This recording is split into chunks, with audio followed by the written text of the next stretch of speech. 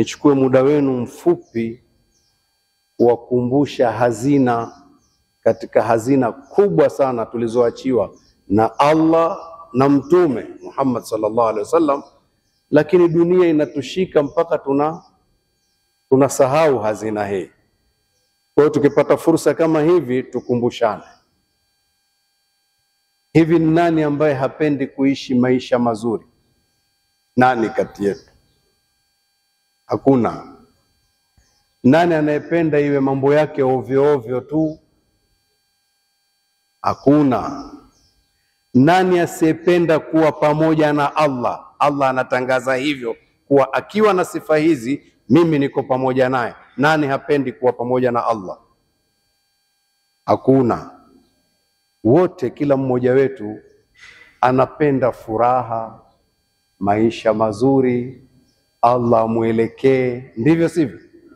Kuna hazina sisi tumepewa.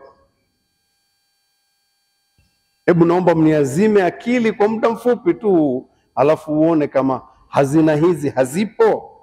Mungu mwenyewe ndiye anayezungumza na Mtume anazungumza sallallahu alaihi wa sallam. Allah anasema hivi katika Qur'ani, a'udhu billahi minash shaitani rrajim, man amila salihan min dhakarin au untha wa huwa mu'minun falanuhyiyannahu hayatan tayyiba. Man amila salihan, mwenye kufanya mema. Mema ni yale aliyoyaridhia Allah, sawa? Min dhakarin au untha, awe mwanamume au mwanamke. Kuwe kumetangulia jambo hili, wa huwa mu'minun, naye awe ni muumini. Kuwe kuna imani kwanza, umefahamishwa nguzo 6 za imani, unazo. Ukisha kuwa nazo, fanya mema, uwe mwanamume uwe mwanamke. Allah anasema hivi, akiwa hivyo huyo mtu, falanuhyiyannahu, kwa hakika tutamfanya aishi hayatan tayyiba, maisha mazuri. Hiyo ni habari ya duniani hiyo. Ya akhera akaendelea mbele, walanajziyannahum ajrahum bi ahsani ma kanu yamalun. Hiyo ndio akhera, na tutawalipa huko akhera malipo yao kwa yale mazuri, kwa yale waliokuwa wakiyafanya. Hiyo ni akhera. Lakini duniani tutamfanya kwa uhakika aishi maisha mazuri. Nani hapendi hivyo? Hakuna kati yetu ambaye hapendi. Hii ni hazina, sio hazina? Hazina. Sasa wote katika sisi, na hasa vijana wetu wanaozaliwa sasa hivi, fikra ya maisha mazuri iko kwenye sehemu moja tu wanaoiwazia, kupata pesa. Ndio wanavyofikiri. Kwa hiyo wako tayari kuminyana, kupigana, kukopa kwa riba, kufanya chochote kile. Napambana bwana, tunapambana bwana. Nini? Pesa. Wamejazwa fikra kwamba maisha mazuri ni kuwa na pesa nyingi. Hebu kidogo tucheze na akili zetu kidogo vizuri. Hujawahi kusikia mtu ana pesa nyingi amejipiga risasi? Hujawahi kusikia? Kilichomfanya ajipige risasi ni nini? Na pesa anazo. Bwana fulani ana hela kweli kweli, imetokea nini? Sio kajirusha kwenye gorofa. Ala, huyo ana hela huyo, mbona amejirusha kwenye gorofa? Mwingine amejitungika kitanzi. Wana hela, lakini watu hao tunawasikia kila siku. Tena wako wengi, tuseme masuala ya kubabaisha.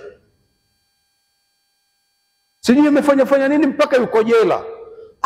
Huyu bwana mambo gani aliyofanya mpaka kaingizwa jela? Ana bifu na nani sijui, wako jela. Ana hela, lakini huyu.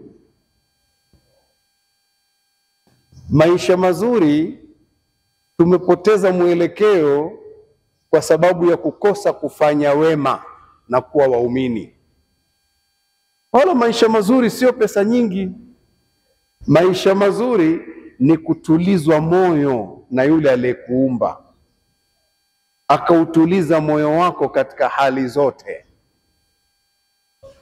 ukawa unapata fursa, unazungumza na familia, unapata fursa, unaweza unafika nyumbani watu wamekupokea vizuri, ukapata fursa ndugu yako ana shida akaweza kuzungumza na wewe ukamsaidia, na wewe ukapata shida ukamweleza akakusaidia. Una mkabala mzuri tu na wenzako katika maisha, huduma zinakwenda katika hali zenu mlizo nazo. Haya ndio maisha mazuri. Ukiyakosa haya, hata uwe na hela namna gani, kama ukifika nyumbani umefika umechoka, umechelewa kwa kweli mpaka watu wamelala, ulikuwa unapambana, unasema wewe umefika watu wamelala, unaondoka alfajiri hata watoto hawakuoni, hivyo hivyo mwezi mzima. Ndio maisha mazuri haya? Wewe unakwenda Ulaya kutafuta maisha mazuri, umekaa miaka 10 hujaonana na watoto wako mpaka wamekuwa wakubwa. Wewe unawasomesha watoto wangu boarding ya hela nyingi sana, wapi? Amekwenda kusoma huko boarding kwa pesa nyingi, mpaka akija nyumbani una utamaduni wako wa kula ugali na bamia, yeye hautaki tena. Anakuona wewe mzee, bamia nini sasa? Ndio maisha mazuri yanakuja katika sura hiyo. Kwa hiyo definition ya maisha mazuri tumeanza kuipoteza, lakini Allah hakupoteza, ni sisi wenyewe tunapoteza. Asikiliza kingine. Mtume sallallahu alaihi wa alihi wasallam anatueleza katika hadithi al-Qudsi, Allah anasema hivi: ana inda dhanni abdi bi wa ana ma'ahu hina yadhkuruni. Allah anasema mimi niko kwenye dhana ya mja wangu anavyonidhania. Mimi niko kwenye dhana ya mja wangu anavyonidhania. Na Mtume alitusisitiza akasema, la yamutanna ahadukum illa wa huwa yuhsinu dhanna billahi azza wa jalla, asikubali mmoja wenu kufa ila awe anamdhania Allah vizuri siku zote. Sasa Allah anasema mimi niko kwenye dhana ya mja wangu, vile anavyonidhania ndivyo nilivyo. Maanake ukimdhania Allah ni mwenye kusamehe, utamkuta ni kweli. Ukimdhania Allah anakupenda, ni kweli kabisa. Ukimdhania Allah yuko pamoja na wewe, ni kweli. Lakini ukiwa fedhuli ukamdhania Allah mimi hawezi kunisamehe, si wewe umeamua hivyo, shauri yako itakuwa kweli. Allah bana mimi hata nitizame, kuna watu wanawatizama.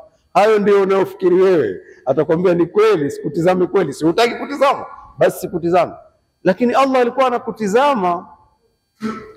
Hicho kipengele cha kwanza. Cha pili, wa ana ma'ahu hina yadhkuruni. Allah anasema mimi niko pamoja naye mja wangu wakati wote akiwa ananikumbuka na kunitaja. Niko pamoja naye. Hiyo ni hazina, sio hazina? Allah anakutangazia, ukinikumbuka mimi niko pamoja na wewe, ukinitaja mimi niko pamoja na wewe. Sasa dunia inatushika mpaka tunajiona wajanja, mpaka hatumkumbuki Allah wala hatumtaji. Utabarikiwaje? Huo uzuri wa maisha utauona wapi?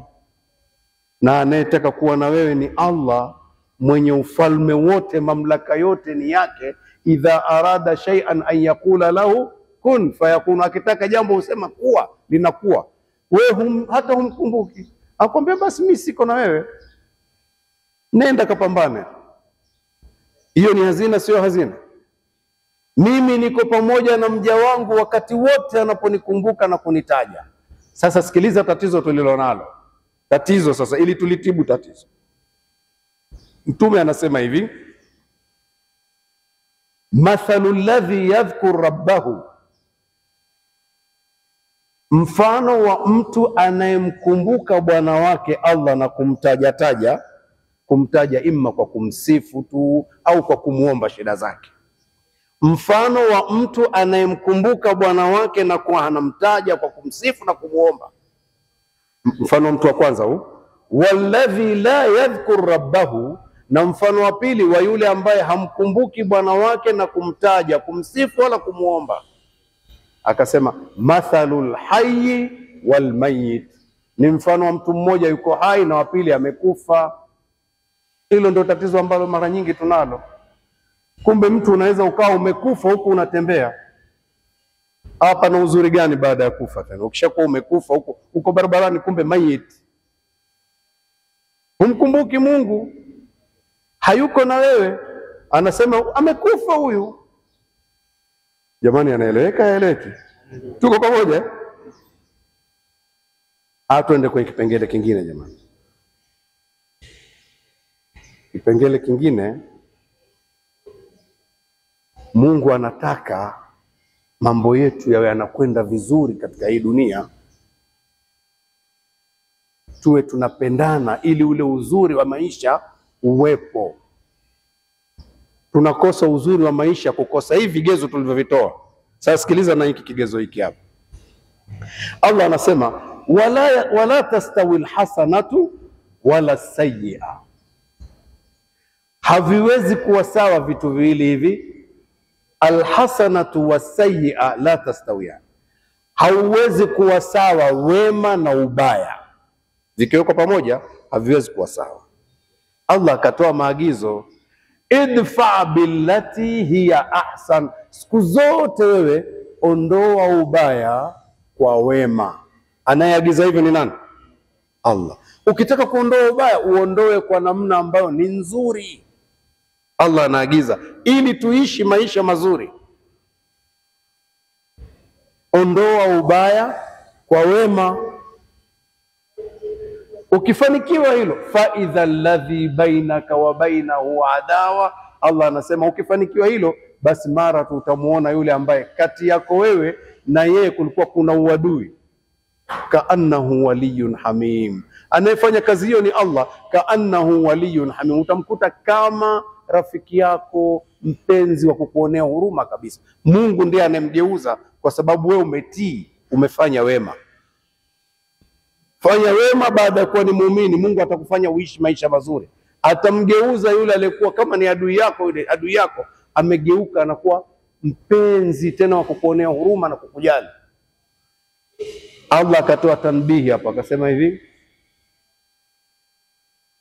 wama yulaqaha illa alladhina sabaru. Hawezi kufikia, hatoweza kufikia mtu kuondoa ubaya kwa wema, hatoweza kufikia ila katika wale wenye kuwa na sifa ya kusubiri. Na mtu akisubiri, Allah anasemaje? Inna Allaha ma'a sabirin. Allah yuko pamoja na wenye kusubiri. Hawezi kufikia kuondoa ubaya kwa njia hiyo nzuri aliyotaka Allah ila mtu mwenye sifa ya kusubiri ili awe pamoja na Allah. Akatoa tanbihi nyingine, wama yulaqaha illa dhu hadhin adhim. Hatofikia daraja hiyo ya kuondoa ubaya kwa wema ila mtu ambaye mbele ya Allah huyo atakuwa na hadhi kubwa sana, nafasi kubwa sana. Ukiwa na nafasi kubwa sana, kwa nini usiishi vizuri? Tunakosa hazina hii ya kuishi vizuri. Kuna vitu hivi tumeviacha. Tuko pamoja? Ondoa ubaya kwa wema ni agizo la Allah. Ukifanikiwa hivyo, wewe uko pamoja na Allah. Ukishakuwa pamoja na Allah, inna Allaha ma'as sabirin. Siku zote ni hivyo. Allah anataka hivyo. Minyana fanya hivyo. Utakuta mambo mazuri tu yanakwenda vizuri. Utakuwa na ndugu zako vizuri, na mke wako vizuri, na wengine vizuri, familia vizuri. Sikiliza sasa, tumalizie kimoja cha mwisho ambacho tunakikosa siku hizi kabisa. Tena ni aya tunaoisoma mara kwa mara. Ndoa zikifungishwa inasomwa, tukimaliza khutba inasomwa. Sikiliza, inasema hivi, inna Allaha ya'muru bil adli, moja, wal ihsan. Vitu viwili Allah anaviamrisha. Allah anaamrisha uadilifu, anaamrisha na wema. Karibu. Barakallahu fik. Barakallahu fik. Kathara Allah khairaka wa ghafara laka wa walidayka. Amin. Allah anaamrisha vitu viwili, uadilifu na wema. Vyote ni amri Allah, sio amri Allah? Amri Allah. Vina kazi kubwa hivi vitu, lakini tutasoma tu hii aya. Hii palipo na baba na mtoto wamekosana, palipo na mke na mume wamekosana, mwalimu na mwanafunzi wamekosana, ndugu na ndugu wamekosana, msikitini kundi wamekuwa na kundi, Mungu anaamrisha vitu viwili, uadilifu na wema. Haya, la kwanza uadilifu, tukatafuta njia ya uadilifu, tukapatanisha, patanisha, kila mmoja ameshika nafasi, lakini mimi amenifanya hivi na mimi amenifanya hivi. Tunatafuta uadilifu, huyu hakunitendea haki kwa sababu hivi na hivi na hivi. Hebu tumefanya kila juhudi za kutafuta uadilifu, amri ya Mungu, tukashindwa. Tumeshindwa kwenye hii amri ya kwanza. Hii ya pili, je, mimi na wewe tumekosana kweli, mimi nimekuwa sio mwadilifu. Je, wewe hii nafasi ya pili, Mungu anaamrisha na ya pili, ihsan. Kipindi chote tulichoishi hivi hakuna mazuri. Kwa nini usishuke kidogo ukawa mwema kwangu? Mimi nimekosa, wewe nisikuwa mwema.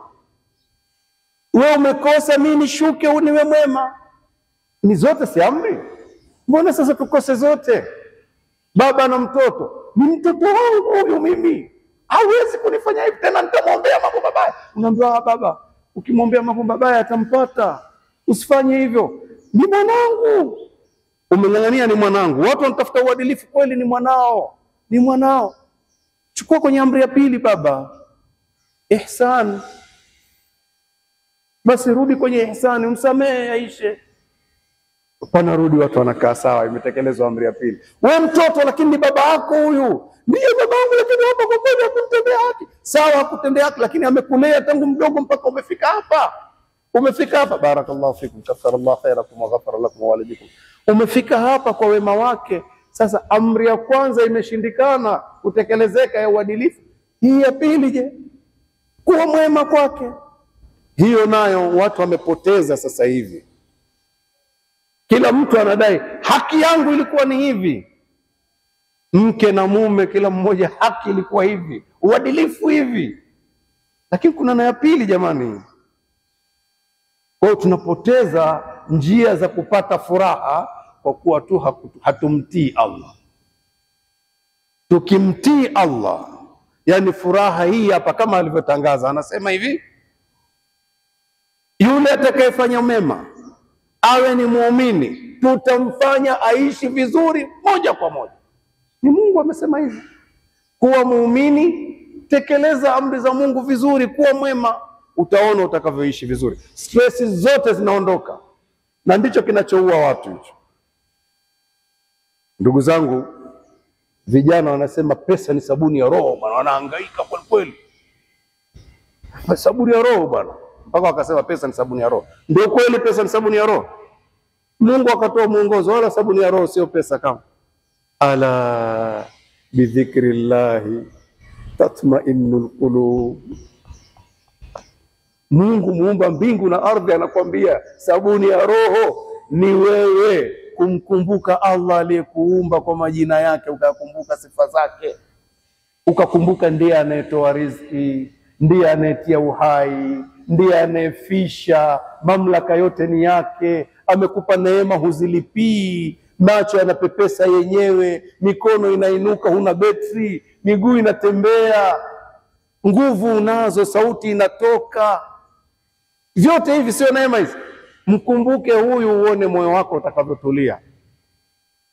Imani jamani, tukikumbuka haya majina ya Allah, na ndio imani inapanda zaidi. Tujifunze sifa za Allah zilizoko kwenye majina yake, tutulie vizuri nafsi zetu. Tuwe tunamkumbuka Allah, tunamtaja kwa kumsifu na kwa kumuomba, ili tupate kumwabudu vizuri. Tumwabudu kwa kumpenda kwa sifa zake na kwa kumuogopa kwa sifa zake. Manake ana sifa zake za mapenzi, tutaona rehema zake, ndivyo sivyo?